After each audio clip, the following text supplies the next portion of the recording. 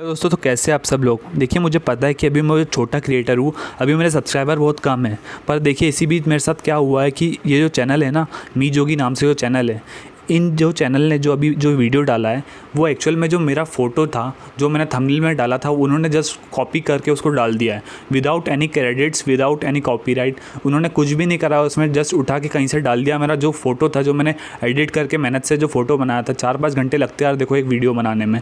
अच्छा वीडियो आपको चाहिए, इन्फॉर्मेशन वीडियो चाहिए, तो आपको अच्छा खासा टाइम लगता है एक थंबनेल बनाने में, एक फ़ोटो बनाने में। पर उन्होंने जैसे ऐसे उठा के डाल दिया है। तो मैं यही चाहूँगा कि यार आप लोग कुछ एक्शन ले, क्योंकि देखिए मैंने जो है इनसे कॉन्टेक्ट करने की कोशिश करी थी, पर ये इनका कॉन्टेक्ट भी नहीं मिला मुझे कहीं पे।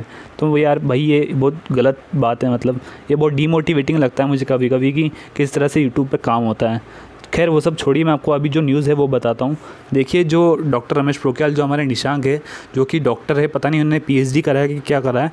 अब देखिए जो है कि इन्होंने अभी ट्वीट करा है कि जो आने वाला जो सिचुएशन है और आने वाला जो कोरोना वायरस की सिचुएशन आ रही है, उस टाइम में हम जो है बच्चों का सिलेबस कम कर देंगे, जिससे कि उनको स्ट्रेस ना हो और जो है वो एकदम स्ट्रेस फ्री रह सके। अब यार ये रियल सोल्यूशन है या फिर फेक सोल्यूशन है, मुझे आप बताइए।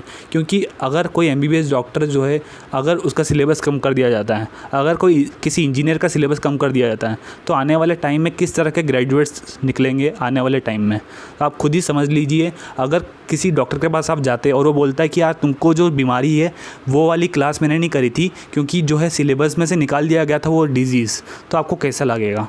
तो आप समझ लीजिए कि ये जो है, और उसी ट्वीट के नीचे आप देखिए, उसी ट्वीट के नीचे जो है काफ़ी सारे बच्चों ने कमेंट करा है कि सर आपको ये प्रॉब्लम दिख रही है कि सिलेबस है, बाकी हमारी प्रॉब्लम नहीं दिख रही है कि नीट पोस्टपोन, जेई पोस्टपोन। हम लोग इतने सारे ट्वीट कर रहे हैं, हज़ारों लाखों में ट्वीट जा रहे हैं, तो सर आप प्लीज़ कुछ एक्शन लीजिए।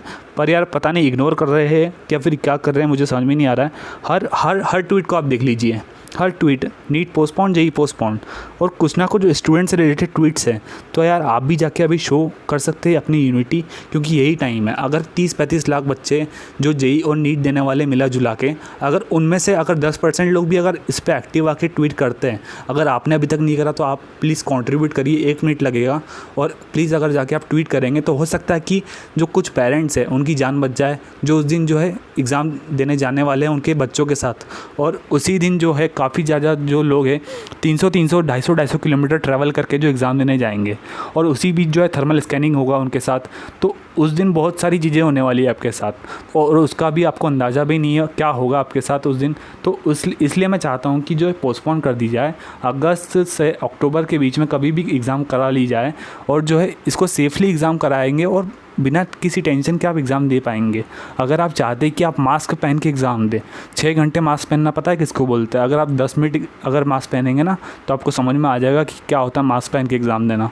मास्क पहनना इज़ वेरी अनकम्फर्टेबल। और अगर आप चाहते हैं कि अगर आप कंफर्टेबली एग्ज़ाम दें, आराम से एग्ज़ाम दें, क्योंकि वो जो 3 घंटे हैं ना, वो आपकी पूरी लाइफ को डिसाइड करेंगे। आने वाले टाइम में आप किस तरह के एमबीबीएस डॉक्टर बनेंगे, वो भी उस 3 घंटे में डिसाइड होने वाला है। तो यार वो बहुत ही ज़्यादा इंपॉर्टेंट टाइम है आपके लिए। तो मैं यही चाहता हूँ कि आप सिर्फ एक छोटा सा कंट्रीब्यूशन करें। मैं ये नहीं चाहता हूँ कि आप बहुत ज़्यादा कोई मोर्चे निकालें और अपने घरों से निकल के बाहर जाए प्रोटेस्ट करें। इन सब से तो कुछ होने वाला नहीं। 10% चांस है कि कुछ हो सकता है, 90% तो यही है कि नीट होने वाला है 26 जुलाई को। ये तो मैं आपको बोल देता हूँ, इसमें मैं कोई छुपाना नहीं चाहता हूँ। सिर्फ 10% चांस है अभी भी।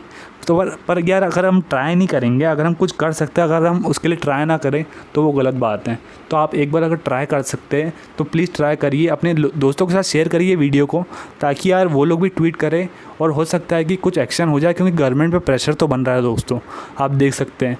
और जो ये हमारे रमेश पोखरियाल जी ने अभी सॉल्यूशन निकाला है, किस तरह का सॉल्यूशन है ये कि सिलेबस जो है, सिलेबस को कम कर दो और जो बच्चों का स्ट्रेस कम कर दो।